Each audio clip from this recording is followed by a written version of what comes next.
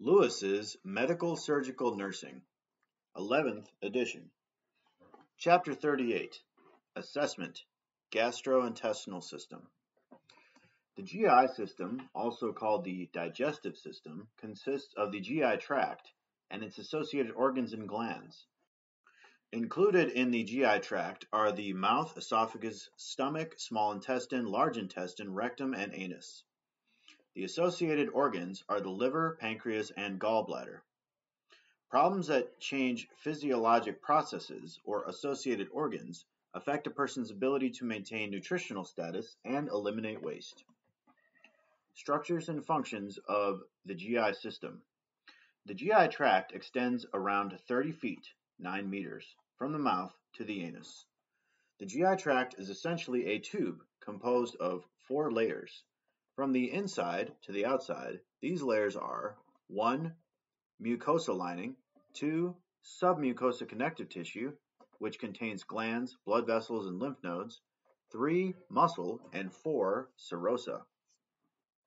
The muscular coat has 3 smooth muscle layers: the oblique inner layer, circular middle layer, and longitudinal outer layer.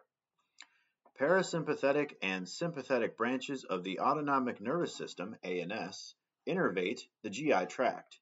The parasympathetic cholinergic system is mainly excitatory. The sympathetic adrenergic system is mainly inhibitory. For example, parasympathetic stimulation increases peristalsis, and sympathetic stimulation decreases it. Both sympathetic and parasympathetic afferent fibers relay sensory information. The GI tract has its own nervous system. The enteric nervous system, ENS, or intrinsic nervous system. The ENS system regulates motility and secretion along the entire GI tract. The ENS is composed of 2 networks: one, Meissner plexus in the submucosa, and 2, Auerbach myenteric plexus between the muscle layers. The submucosal plexus controls secretion and is involved in many sensory functions. The myenteric plexus is the major nerve supply to the GI tract and controls GI movements. Although the ENS receives innervation from the ANS, it functions independently of the brain and spinal cord. Circulation in the GI system is unique in that venous blood draining the GI tract organs empties into the portal vein, which then perfuses the liver.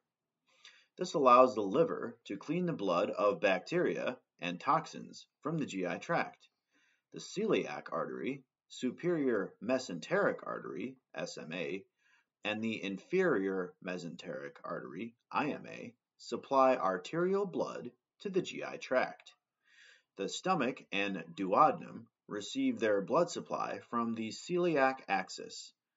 The distal small intestine to mid-large intestine receives its blood supply from branches of the hepatic and SMA. The distal large intestine, through the anus, receives its blood supply from the IMA. The GI tract and accessory organs receive 25 to 30% of the cardiac output at rest, and 35% or more after eating. Because such a large percent of the cardiac output perfuses these organs, the GI tract is a major source from which to divert blood flow during exercise, stress, or injury. The peritoneum almost completely covers the abdominal organs.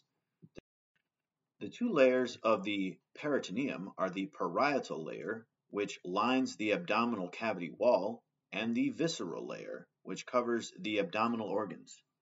The peritoneal cavity is the potential space between the parietal and visceral organs. The 2 folds of the peritoneum are the mesentery and omentum. The mesentery attaches the small intestine and part of the large intestine to the posterior abdominal wall.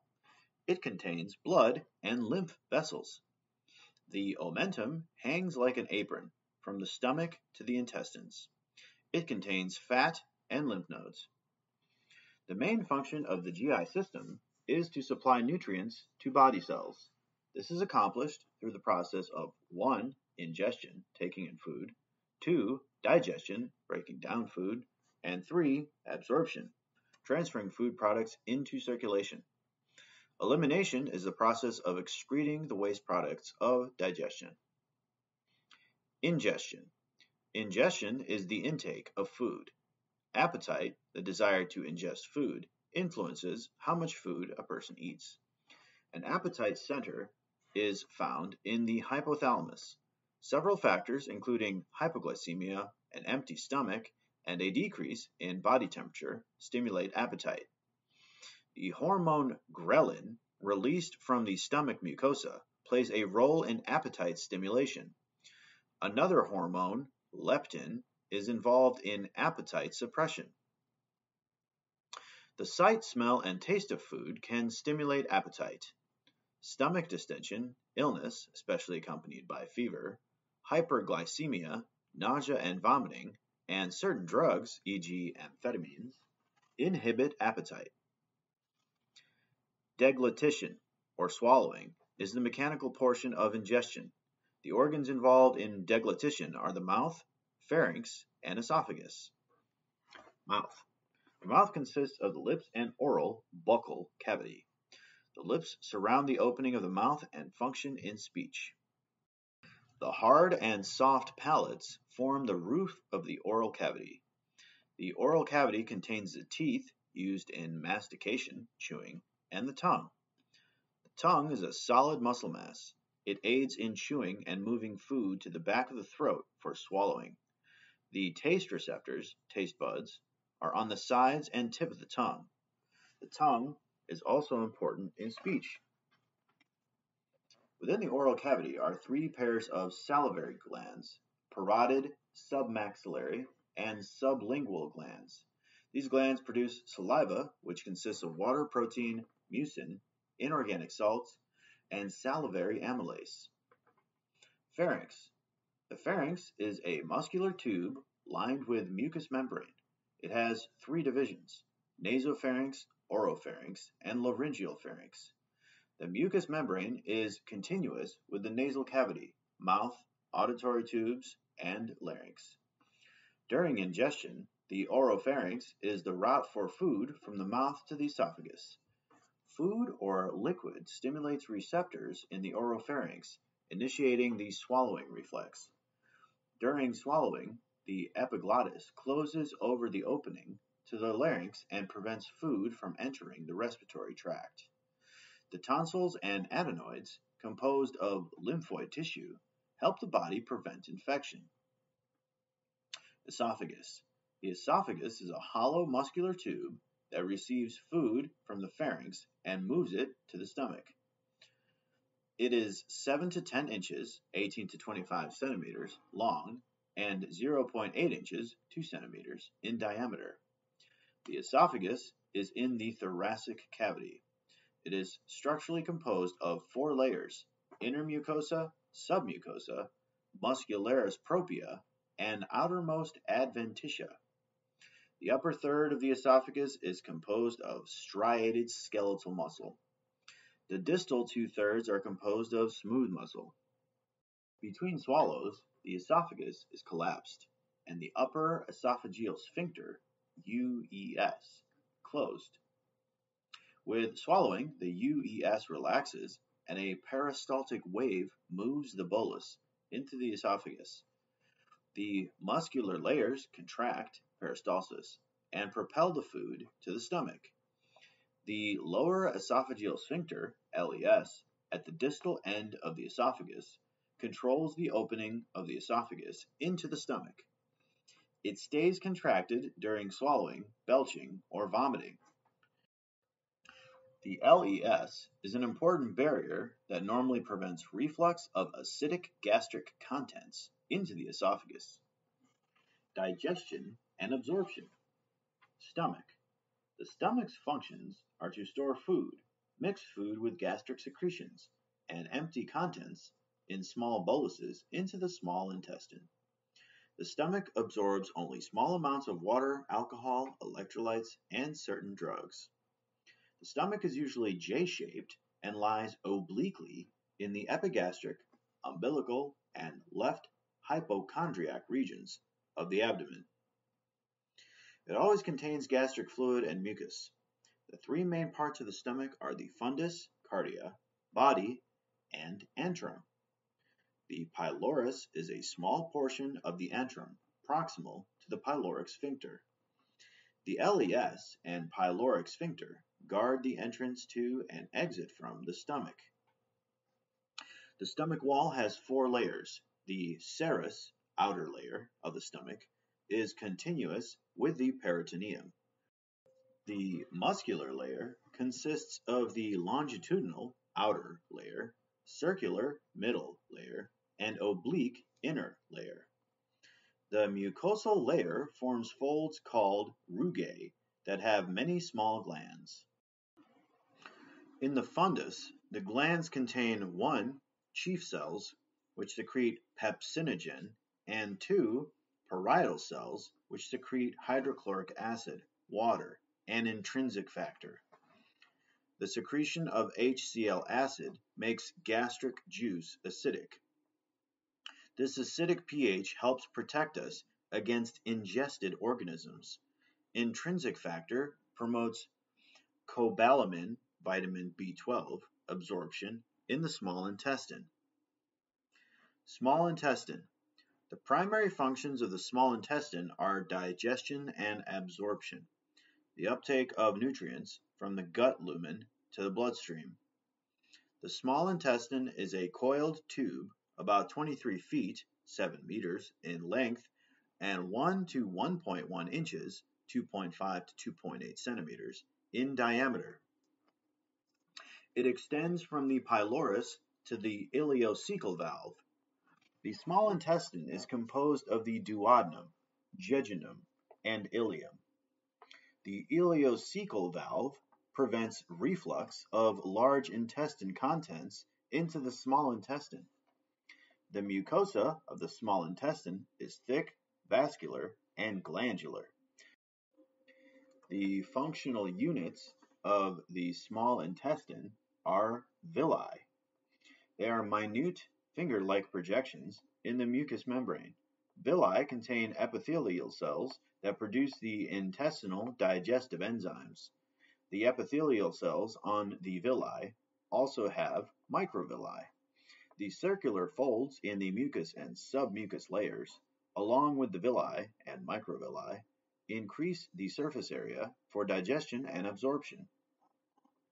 The digestive enzymes on the brush border of the microvilli chemically break down nutrients for absorption. Between the bases of the villi lie the crypts of Lieberkühn, which contain the multipotent stem cells. These are the precursors for the other epithelial cell types. Brunner's glands in the submucosa of the duodenum secrete an alkaline fluid containing bicarbonate that neutralizes acidic fluids and protects the mucosa. Intestinal goblet cells secrete mucus that protects the mucosa. Physiology of digestion. Digestion is the physical and chemical breakdown of food into absorbable substances. The timely movement of food through the GI tract and the secretion of specific enzymes promote digestion. These enzymes break down foodstuffs to particles of appropriate size for absorption. The process of digestion begins in the mouth, where food is chewed, mechanically broken down, and mixed with saliva. Saliva helps us swallow by lubricating food. Saliva contains amylase, which breaks down starches to maltose. Chewing and the sight, smell, thought, and taste of food stimulate the release of saliva. A person makes about 1 liter of saliva each day. After swallowing, food moves through the esophagus to the stomach. No digestion or absorption occurs in the esophagus. Both GI secretion and motility are under neural and hormonal control. Food entering the stomach and small intestine triggers the release of hormones into the bloodstream. These hormones play important roles in the control of HCl acid secretion, production and release of digestive enzymes, and motility. In the stomach, muscle action mixes the food with gastric secretions to form chyme, which is now ready for absorption. Protein digestion begins with the release of pepsinogen from chief cells. The stomach's acidic environment results in the conversion of pepsinogen to its active form, pepsin. Pepsin begins the breakdown of protein. There is minimal digestion of starches and fats. The stomach also serves as a reservoir for food, releasing it slowly into the small intestine. The length of time that food stays in the stomach depends on the composition of the food. The average meal stays in the stomach for 3 to 4 hours. In the small intestine, the physical presence and chemical nature of chyme stimulates motility and secretion. Secretions involved in digestion include enzymes from the pancreas, bile from the liver, and enzymes from the small intestine.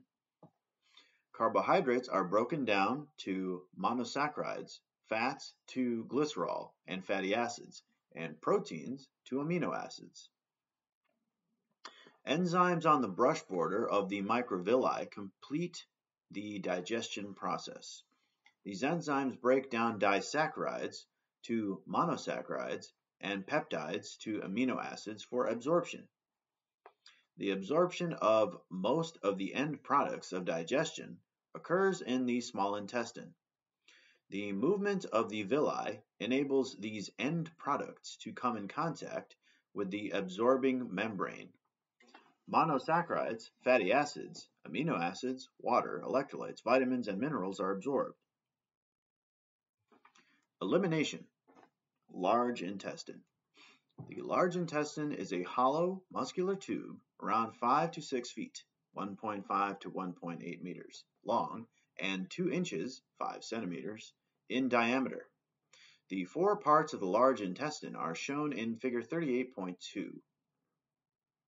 The most important functions of the large intestine are water and electrolyte absorption. The large intestine also forms feces and serves as a reservoir for the fecal mass until defecation occurs. Feces are composed of water, 75%, bacteria, unabsorbed minerals, undigested foodstuffs, bile pigments, and desquamated shed epithelial cells. The large intestine secretes mucus, which acts as a lubricant and protects the mucosa. Microorganisms in the colon contribute to digestion by 1. Producing vitamin K and some B vitamins, and 2. Breaking down proteins that are not digested or absorbed in the small intestine into amino acids. Bacteria deaminate the amino acids, resulting in ammonia. Ammonia is carried to the liver, where it is converted to urea. Urea is excreted by the kidneys. Bacteria produce gas that escapes the colon through the anus, a phenomenon called flatulence or flatus. If an infection or antibiotics alter the normal microbiome, an overgrowth of pathogenic bacteria can occur and cause disease. The movements of the large intestine are usually slow. However, propulsive mass movements, peristalsis, does occur. Food entering the stomach and duodenum triggers gastrocolic and duodenocolic reflexes, resulting in peristalsis in the colon. These reflexes are more active after the first daily meal and often result in bowel evacuation. Defecation is a reflex action involving voluntary and involuntary control. Feces in the rectum stimulates sensory nerve endings that produce the desire to defecate. The reflex center for defecation is in the parasympathetic nerve fibers in the sacral part of the spinal cord. These fibers produce contraction of the rectum and relaxation of the internal anal sphincter. When a person feels the desire to defecate, they can voluntarily relax the external anal sphincter. An acceptable environment for defecation is usually needed, or the urge to defecate will be ignored. If defecation is suppressed for long periods, problems can occur, such as constipation or fecal impaction. The Valsalva maneuver, often referred to as bearing down, can promote defecation. During this maneuver, the person inspires deeply and holds the breath, closing the airway while contracting abdominal muscles and bearing down. This increases both intra-abdominal and intrathoracic pressures and reduces venous return to the heart. The heart rate temporarily decreases, along with a decrease in cardiac output. This results in a transient drop in BP. When the patient relaxes, thoracic pressure falls, resulting in a sudden flow of blood into the heart, increased heart rate, and an immediate rise in BP. The Valsalva maneuver may be contraindicated in the patient with a head injury, eye surgery, heart problems, hemorrhoids, abdominal surgery, or liver cirrhosis and portal hypertension. Liver, biliary tract, and pancreas. Liver. The liver is the largest internal organ in the body, weighing around 3 pounds, 1.36 kilograms. It lies in the right epigastric region. Most of the liver is enclosed in peritoneum. It has a fibrous capsule that divides it into right and left lobes. The functional units of the liver are lobules. A lobule consists of rows of hepatic cells, hepatocytes, arranged in cords that radiate out from a central vein. Capillaries, called sinusoids, lie between the rows of hepatocytes. Sinusoids are lined with Kupffer cells, which carry out phagocytic activity, removing bacteria and toxins from the blood. The hepatic cells secrete bile into tiny canals called canaliculi. These merge with other canals to form larger interlobular bile ducts, which unite into the two main left and right hepatic ducts. The liver has a rich blood supply. The portal circulatory system brings blood to the liver from the stomach, intestines, spleen, and pancreas. About 25% of the blood supply comes from the hepatic artery, a branch of the celiac artery. The other 75% comes from the portal vein. The portal vein carries absorbed products of digestion directly to the liver. Once in the liver, the portal vein branches and comes in contact with each lobule. The liver performs many functions and is essential for life. It has metabolic, secretory, vascular, and storage functions. The hepatic cells constantly make bile. Bile consists of water, cholesterol, bile salts, electrolytes, fatty acids, and bilirubin. It provides the alkaline medium needed for the action of pancreatic lipase. Bile salts are needed for fat emulsification and digestion. Bilirubin metabolism. The liver constantly makes bilirubin, a pigment derived from the breakdown of hemoglobin. When released into the bloodstream, it binds to albumin. This form of bilirubin is called unconjugated. It is insoluble in water and transported to the liver. In the liver, unconjugated bilirubin is conjugated with glucuronic acid and excreted in bile into the intestine. Conjugated bilirubin is soluble in water. In the intestines, bacterial action reduces bilirubin to stercobilinogen and urobilinogen. Stercobilinogen accounts for the brown color of stool. A small amount of urobilinogen is reabsorbed into the blood, where it is returned to the liver through the portal circulation. There, it is excreted again in the bile or entered into circulation and excreted by the kidneys. Biliary tract. The biliary tract consists of the gallbladder and ducts that connect the liver, gallbladder, and duodenum. The gallbladder is a pear-shaped sac found below the liver. The gallbladder's function is to concentrate and store bile. It holds around 45 milliliters of bile. The presence of fat in the upper duodenum triggers the release of cholecystokinin, which causes the gallbladder to contract and release bile.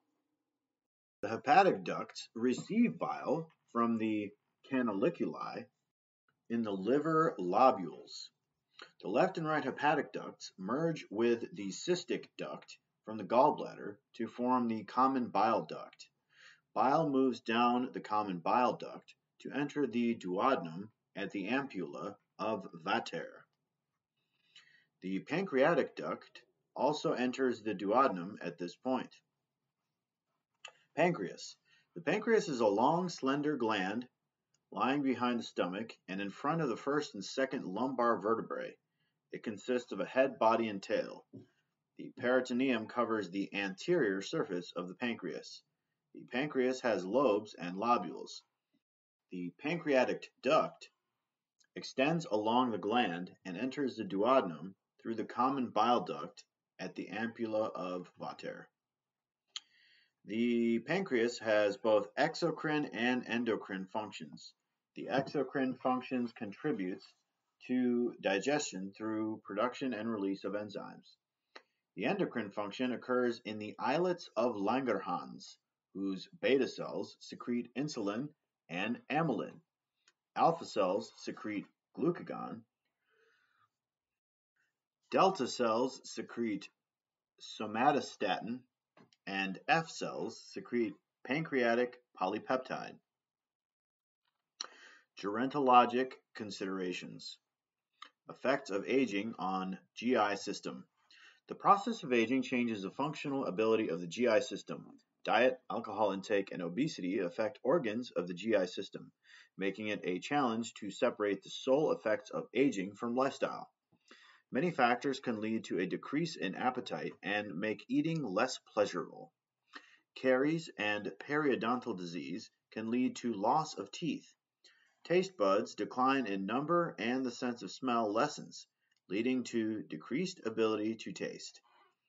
With less saliva, a very dry mouth, xerostomia, is common. Age-related changes in the esophagus include delayed emptying, resulting from smooth muscle weakness, reduced UES opening, and an incompetent LES. Although GI motility decreases with age, secretion and absorption are less affected. The older adult often has a decrease in intrinsic acid and HCl acid secretion, hypochlorhydria. Constipation affects 30 to 40% of adults over age 60. Factors that may increase the risk for constipation include slower peristalsis, anorectal dysfunction, inactivity, decreased dietary fiber, inadequate fluid intake, and constipating medications. Neurologic, cognitive, and metabolic problems may play a role.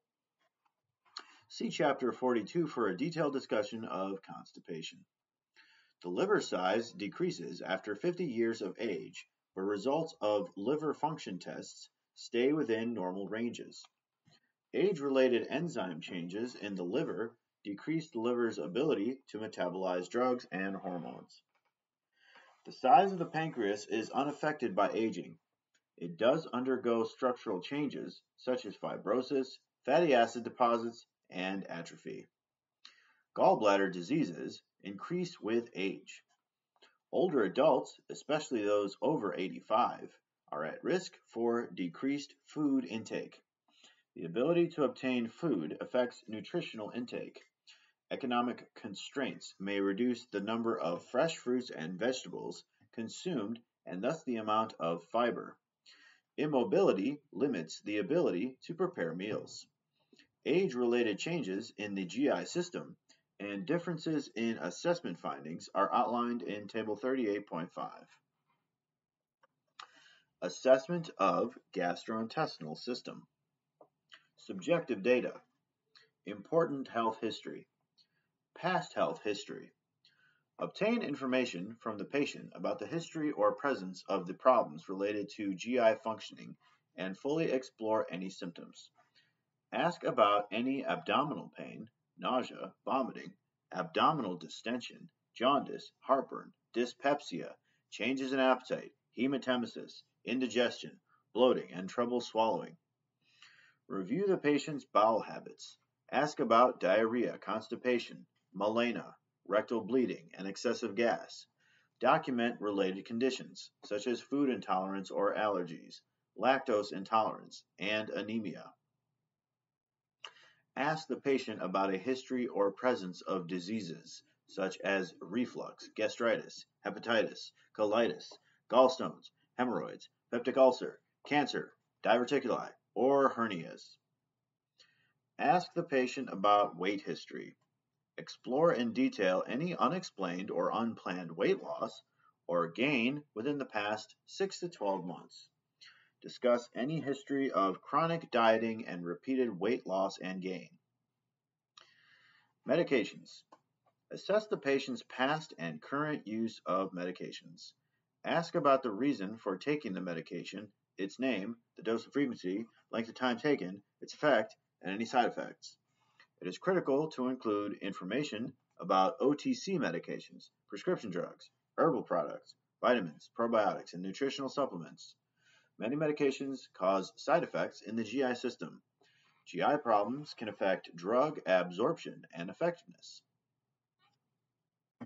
Many chemicals and drugs are potentially hepatotoxic and result in significant harm unless monitored closely. For example, chronic high doses of acetaminophen and nonsteroidal anti-inflammatory drugs may be hepatotoxic. NSAIDs may predispose a patient to upper GI bleeding, with an increasing risk as the person ages. Other medications, such as antibiotics, may change the normal bacterial composition in the GI tract, resulting in diarrhea. Antacids and laxatives may affect medication absorption. Ask the patient about laxative or antacid use, including the kind and frequency. Surgery or other treatments.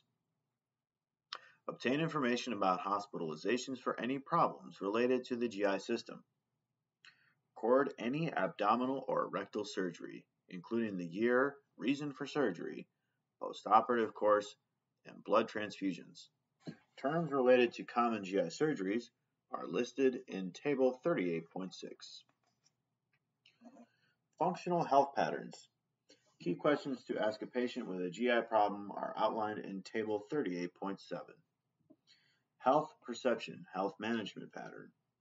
Ask about the patient's health practices related to the GI system, such as maintaining normal body weight, proper dental care, adequate nutrition, and effective elimination habits.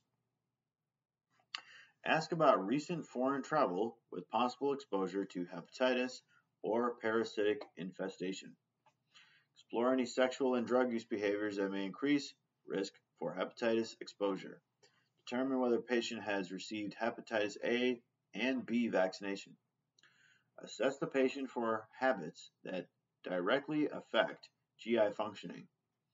The intake of alcohol in large quantities or for long periods has detrimental effects on the stomach mucosa. Chronic alcohol exposure causes fatty infiltration of the liver and can cause damage leading to cirrhosis and hepatocellular cancer. Obtain a history of cigarette smoking. Nicotine is irritating to the GI tract mucosa. Cigarette smoking is related to GI cancers, especially mouth and esophageal cancers, esophagitis, and ulcers. Smoking delays the healing of ulcers. Family history is an important part of this health pattern. About 1/3 of cases of colorectal cancer occur in patients with a family history. Because of the relationship between colorectal and breast cancer, ask about a history of either type of cancer in the family. Nutritional metabolic pattern. A thorough nutritional assessment is essential. Take a diet history and ask about both content and amount of portion size. Food preferences and preparation may vary by culture. Open-ended questions allow the patient to express beliefs and feelings about the diet. For example, you can say, "Please tell me about your food and beverage intake over the past 24 hours." A 24-hour dietary recall can be used to analyze the adequacy of the diet. Help the patient recall the preceding day's food intake, including early morning and nighttime intake, snacks, liquids, and vitamin supplements. You can then evaluate the diet in relation to recommended servings for dietary intake using a guide such as MyPlate.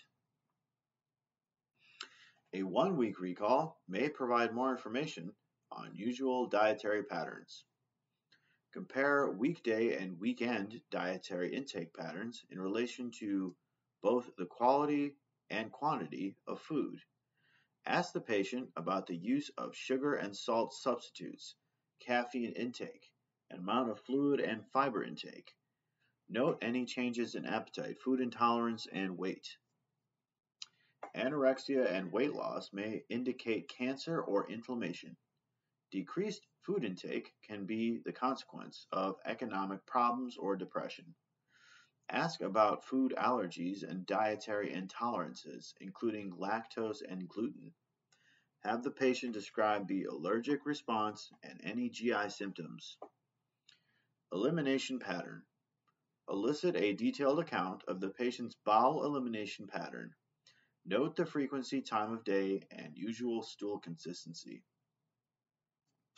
Ask about the presence of pain with bowel movements, if bowel movements relieve pain, and any recent changes in bowel patterns.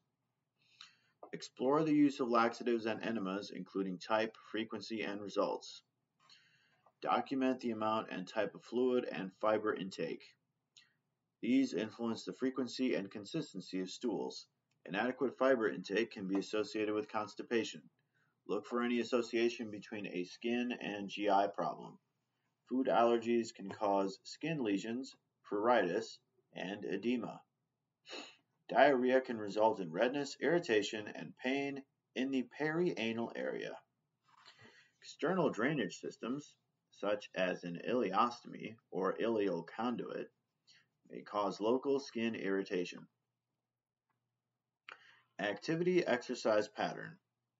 Activity and exercise affect GI motility. Immobility is a risk factor for constipation. Assess ambulatory status to determine if the patient can secure and prepare food. If the patient is unable to do these tasks, see if a family member or an outside agency is meeting this need. Note any limitation in the ability to feed oneself. Assess for access to a toilet. Identify the use of and access to supplies such as a commode or ostomy supplies. Sleep-rest pattern. GI symptoms can interfere with the quality of sleep. Nausea, vomiting, diarrhea, indigestion, and bloating can produce sleep problems. Ask the patient if GI symptoms affect sleep or rest. For example, a patient with gastroesophageal reflux disease, GERD, may wake with burning epigastric pain. A patient may have a bedtime ritual that involves a specific food or beverage. Herbal teas may be sleep-inducing. Document individual routines and comply with these whenever possible to avoid sleeplessness. Hunger can prevent sleep, and a lightly, easily digested snack may be helpful. Cognitive perceptual pattern. Sensory changes can result in problems related to acquiring, preparing, and ingesting food. Changes in taste or smell can affect appetite and eating pleasure. Vertigo can make shopping or standing at a stove difficult and dangerous. Heat or cold sensitivity can make certain foods painful to eat. Problems in expressive communication limit the patient's ability to state personal dietary preferences. Both acute and chronic pain influence dietary intake. Behaviors associated with pain include avoiding activity, fatigue, and disrupted eating patterns. For patients receiving opioid medications, assess for decreased appetite, constipation, nausea, and sedation. Self-perception, self-concept pattern. Many GI and nutritional problems affect the patient's self-perception.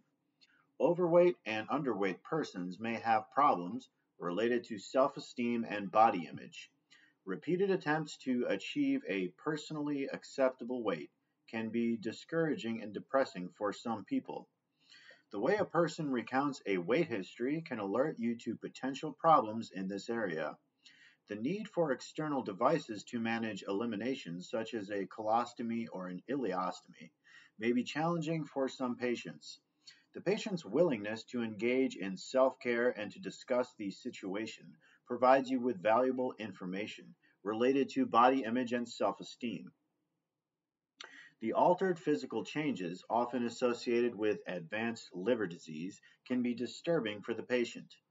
Jaundice and ascites cause significant changes in external appearance. Assess the patient's attitude about these changes. Role relationship pattern. Problems related to the GI system, such as cirrhosis, hepatitis, ostomies, obesity, and cancer, may affect the patient's ability to maintain usual roles and relationships. A person may need to leave a job or reduce work hours. Changes in body image and self-esteem can affect relationships. Sexuality reproductive pattern. Changes related to sexuality and reproductive status can result from problems of the GI system. For example, obesity, jaundice, and ascites could decrease the acceptance of a potential sexual partner. An ostomy can affect the patient's confidence related to sexual activity. Your sensitive questioning can identify potential problems. Anorexia can affect the reproductive status of a female patient. Obesity leads to reduced fertility and increased miscarriage rates in women. Coping stress tolerance pattern. Determine what is stressful for the patient and what coping mechanisms the patient uses. Factors outside the GI tract can influence its functioning. Both psychologic and emotional factors, such as stress and anxiety, influence GI functioning in many people. Stress can manifest as anorexia, nausea, epigastric and abdominal pain, or diarrhea. It can worsen some diseases of the GI system, such as peptic ulcer disease, irritable bowel syndrome, and IBD. However, never attribute GI symptoms solely to psychologic factors. Value belief pattern. Assess the patient's spiritual and cultural beliefs about food and food preparation. Whenever possible, respect these preferences. Determine if any value or belief could interfere with planned interventions. For example, if the patient with anemia is a vegetarian, you will need to consider how to increase dietary intake of iron-rich foods other than meat. Thoughtful assessment and consideration of the patient's beliefs and values usually increase adherence and satisfaction. Objective data. Physical examination. Mouth. Inspection. Inspect the mouth for symmetry, color, and size. Observe for abnormalities such as pallor or cyanosis, cracking, ulcers, or fissures. The dorsum, top, of the tongue should have a thin white coating. The undersurface should be smooth. Observe for any lesions. Using a tongue blade, inspect the buccal mucosa and note the color, any areas of pigmentation, and any lesions. Dark-skinned persons normally have patchy areas of pigmentation. In assessing the teeth and gums, look for caries, loose teeth, abnormal shape and position of teeth, and swelling, bleeding, discoloration, or gingival inflammation. Note any distinctive breath odor. Inspect the pharynx by tilting the patient's head back and depressing the tongue with a tongue blade. Observe the tonsils, uvula, soft palate, and anterior and posterior pillars. Tell the patient to say ah. The uvula and soft palate should rise and remain in the midline. Palpation. Palpate any suspicious areas in the mouth. Note ulcers, nodules, indurations, and areas of tenderness. The mouth of the older adult needs careful assessment. Pay attention to dentures, e.g. fit condition, the ability to swallow, and the tongue, and note any lesions.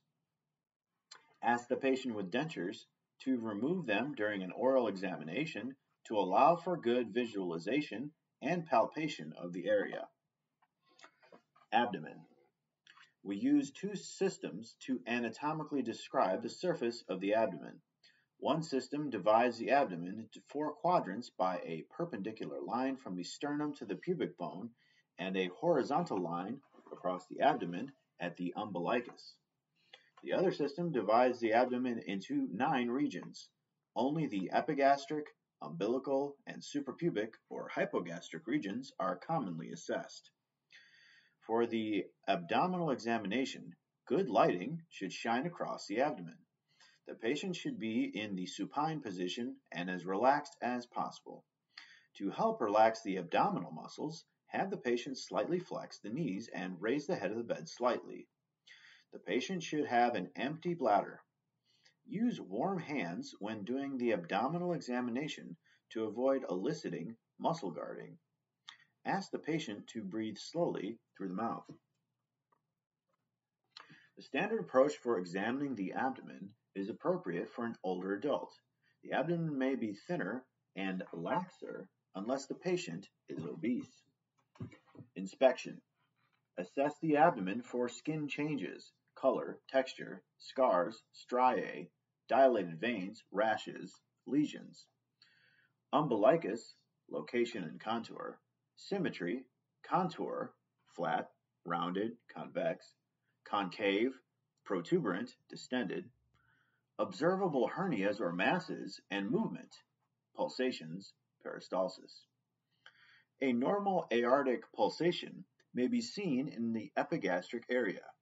Look across the abdomen tangentially across the abdomen in a line for peristalsis. Peristalsis is not normally visible in an adult, but may be visible in a thin person. Auscultation. When you examine the abdomen, auscultate before percussion and palpation because these latter procedures may alter the bowel sounds. Use the diaphragm of the stethoscope to auscultate bowel sounds because they are relatively high-pitched. Use the bell of the stethoscope to detect lower-pitched sounds. Warm the stethoscope in your hands before auscultating to help prevent abdominal muscle contraction.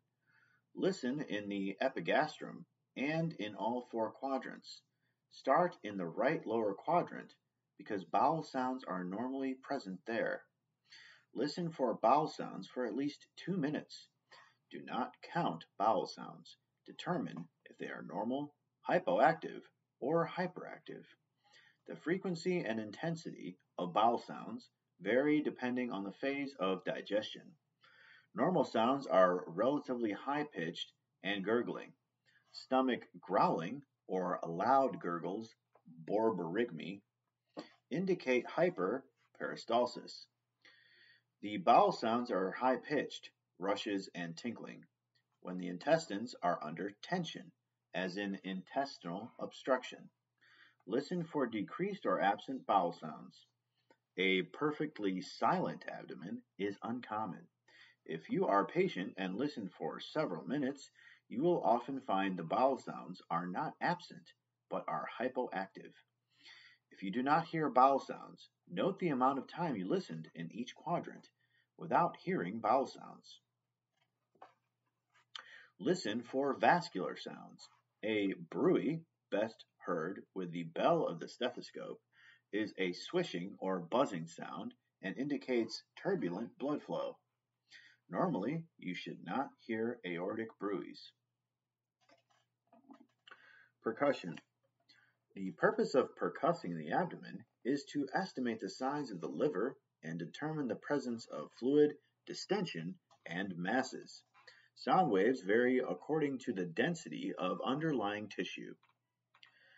Air produces a higher-pitched hollow sound termed tympany. Fluid or masses produce a short, high-pitched sound with little resonance termed dullness. Lightly percuss all four quadrants of the abdomen and assess the distribution of tympany and dullness. Tympany is the predominant percussion sound of the abdomen. To percuss the liver, start below the umbilicus in the right midclavicular line and percuss lightly upward until you hear dullness. This is the lower border of the liver. Next, start at the nipple line in the right midclavicular line and percuss downward between ribs to the area of dullness, indicating the upper border of the liver. Measure the height or vertical space between the two borders to determine the size of the liver. The normal range of liver height in the right midclavicular line is 2.4 to 5 inches, 6 to 12.7 centimeters. Palpation. Use palpation to assess the abdominal organs and detect any tenderness, distension, masses, or fluid. Palpation is important because it may reveal a tumor. Begin with light palpation. Palpate any areas in which the patient reports tenderness last. Use a light palpation to detect tenderness or cutaneous hypersensitivity, muscular resistance, masses, and swelling. Help the patient relax for deeper palpation. Keep your fingers together and press gently with the pads of the fingertips, depressing the abdominal wall about 0.4 inches or 1 centimeter. Use smooth movements and palpate all quadrants. Use deep palpation to delineate abdominal organs and masses. Use the palmar surfaces of your fingers to press more deeply. Again, palpate all quadrants and note the location, size, and shape of masses, as well as the presence of tenderness. During these maneuvers, observe the patient's facial expression because it will provide nonverbal cues of discomfort or pain. An alternative method for deep abdominal palpation is the two-hand method. Place one hand on top of the other and apply pressure to the bottom hand with the fingers of the top hand. With the fingers of the bottom hand, feel for organs and masses. Practice both methods of palpation to determine which is most effective. Check a problem area on the abdomen for rebound tenderness by pressing in slowly and firmly over the painful site. Withdraw the palpating fingers quickly. Pain on withdrawal of the fingers indicates peritoneal inflammation. Because assessing for rebound tenderness may produce pain and severe muscle spasm, it should be done at the end of the examination and only by an experienced practitioner. To palpate the liver, place your left hand behind the patient to support the right 11th and 12th ribs. The patient may relax on your hand. Press the left hand forward and place the right hand on the patient's right abdomen lateral to the rectus muscle.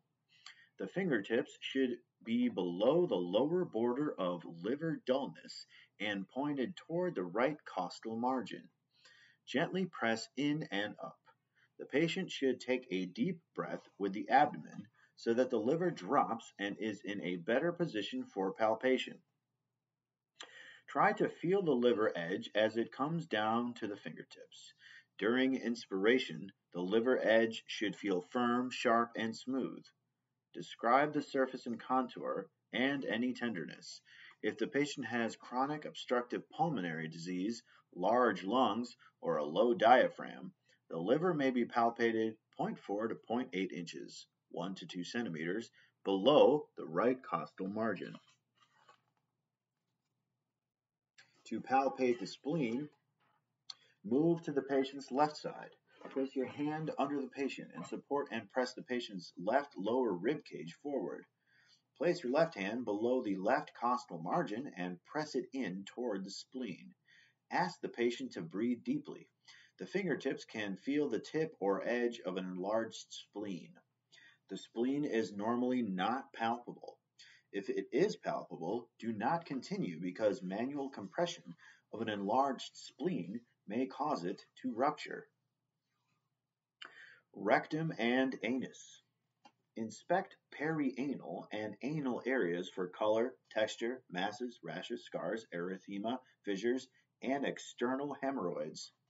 Palpate any masses or unusual areas with a gloved hand. For the digital examination of the rectum, place a gloved, lubricated index finger against the anus while having the patient gently bear down, Valsalva maneuver. Then, as the sphincter relaxes, insert the finger. Point the finger towards the umbilicus. Try to get the patient to relax. Insert the finger into the rectum as far as possible and palpate all surfaces. Assess any nodules, tenderness, or irregularities. Use the gloved finger to remove a stool sample and check it for occult blood. However, a single guaiac-based fecal occult blood test has limited sensitivity in detecting colorectal cancer. Findings of a normal physical assessment of the GI system are given in Table 38.9. Table 38.10 outlines assessment abnormalities. Gerontologic differences in the GI system and differences in assessment findings are described in Table 38.5. A focused assessment is used to evaluate the status of previously identified GI problems and to monitor for signs of new problems. A focused assessment of the GI system is shown on this page. Diagnostic studies of gastrointestinal system. Tables 38.11 and 38.12 present common diagnostic studies of the GI system. Selected diagnostic studies are described in more detail in the following discussion.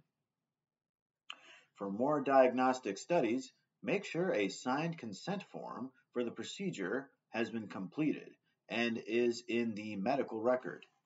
The HCP doing the procedure is responsible for explaining the procedure and obtaining written consent. You have a key role in teaching patients about the procedures. When preparing the patient, it is important to ask about any known allergies to drugs, iodine, shellfish, or contrast media. Many GI system diagnostic procedures require 1. Measures to cleanse the GI tract, and 2. Ingestion or injection of a contrast medium or a radiopaque tracer. Often the patient has a series of GI diagnostic tests done. Monitor the patient closely to ensure adequate hydration and nutrition during the testing period. Some diagnostic studies are especially difficult and uncomfortable for the older adult.